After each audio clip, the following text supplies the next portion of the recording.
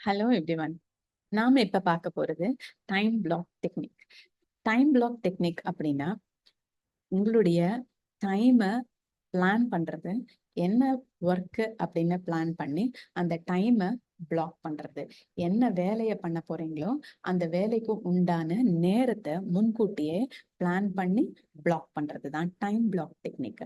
இதனால என்ன பெனிஃபிட் அப்படின்னா, நீங்க நல்லா ஃபோக்கஸ்டா ஒர்க் பண்ண முடியும். அந்த வேலையை செஞ்சு முடிக்க முடியும்.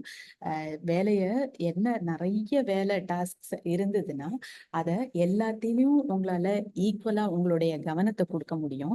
இந்த மாதிரி கவனத்தை கொடுக்கறதுனால ஈஸியா அந்த வேலையை முடிச்சு உங்களுடைய ஒர்க் அண்ட் ஃபேமிலி லைஃப் பேலன்ஸுக்கு கொண்டு வர முடியும்.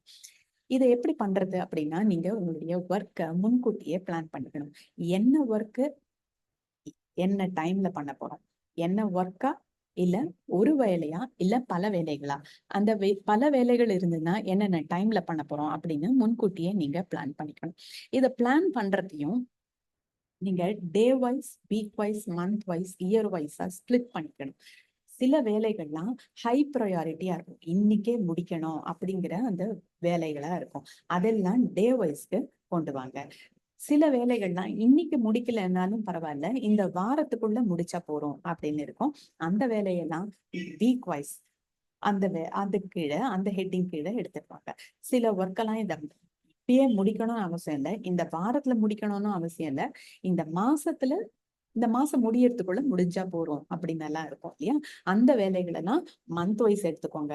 இந்த வருடத்துல இந்த வேலையை நான் முடிச்சிருக்கணும் அப்படிங்கிற வேலைய பிளான் பண்றது இயர் வைஸ் அந்த ஹெட்டிங்ல எடுத்துட்டாங்க. இந்த மாதிரி day wise, week wise, month wise, year wise நீங்க முன்கூட்டியே பிளான் பண்றதுனால ஒரு கிளாரிட்டி இருக்கும், ஒரு ஃபோக்கஸ் இருக்கும் உங்களுடைய ஒர்க்ல.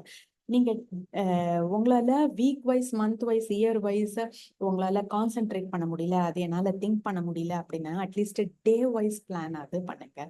டே வைஸ் பிளான் பண்ணும்போது நீங்க பல வேலைகள் இருக்கும். இன்னைக்கு நீங்க ஃபார் எக்ஸாம்பிள் ஒரு ஹோம் மேக்கரா இருக்கீங்கன்னா, இந்த வேலையெல்லாம் இன்னைக்கு முடிச்சிருக்கணும். டெலிஃபோன் பில் கட்டிருக்கணும், இல்ல கேஸ் புக் பண்ணிருக்கணும், இல்ல பேங்க்குக்கு போயிருக்கணும் அப்படின்னு பல வேலைகள் இருக்கும். நீங்க ஒர்க்கிங் பர்சனா இருந்தேன்னா சில வேலைகள்லாம் இன்னைக்கே முடிக்கணும் அப்படின்னு இருக்கும். இல்ல நீங்க ஸ்டூடெண்ட்ஸா இருந்தீங்கன்னா இதெல்லாம் நீங்க இந்த இன்னைக்கு இந்த டாபிக்ஸ் எல்லாம் கவர் பண்ணி முடிச்சிருக்கணும், படிச்சு முடிச்சிருக்கணும், இந்த அசைன்மெண்ட் எல்லாம் எழுதி முடிச்சிருக்கணும் அப்படின்னு சில ஒர்க் ஹை ப்ரையாரிட்டி ஒர்க் எல்லாம் இருக்கும் இல்லையா. அதெல்லாம் நோட் பண்ணிக்கோங்க. எந்த டைம்ல அந்த ஒர்க்கை முடிக்கணும் அப்படிங்கிறதையும் நோட் பண்ணிக்கோங்க.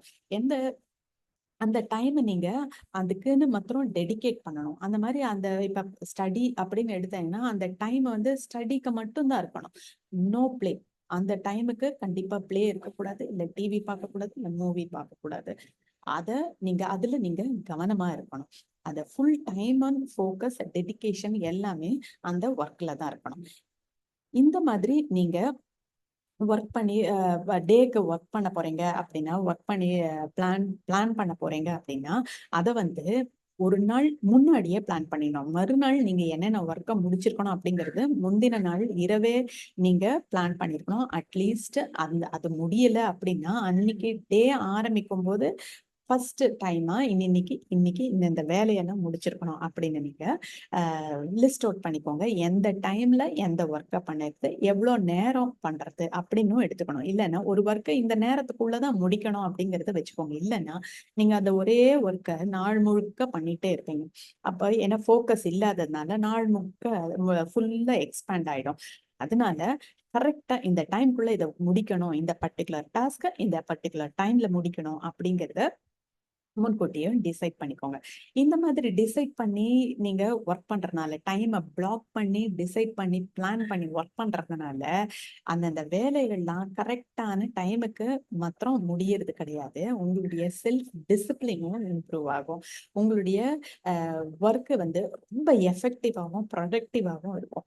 நீங்க இதுக்கெல்லாம் எப்படி ஒர்க் பண்றது அப்படின்னா, சில பிளானர்ஸ் எல்லாம் உங்களுக்கு கிடைக்கும், அதெல்லாம் டவுன்லோட் பண்ணிக்கலாம். இல்லைன்னா பிளானர் ஜேர்னல் கிடைக்கும், டிபார்ட்மெண்டல் ஸ்டோர்ல இல்லைன்னா ஸ்டேஷனரி ஷாப்ல கிடைக்கும். அது நீங்க வாங்கிக்கலாம். அப்படி இல்லைன்னா உங்களோட டிவைஸ் யூஸ் பண்ணலாம், போன்லயோ இல்ல லேப்டாப்லயோ இல்ல கம்ப்யூட்டர்லயோ சிஸ்டம்லயோ யூஸ் பண்ணி டைமை பிளாக் பண்ணிக்கலாம்.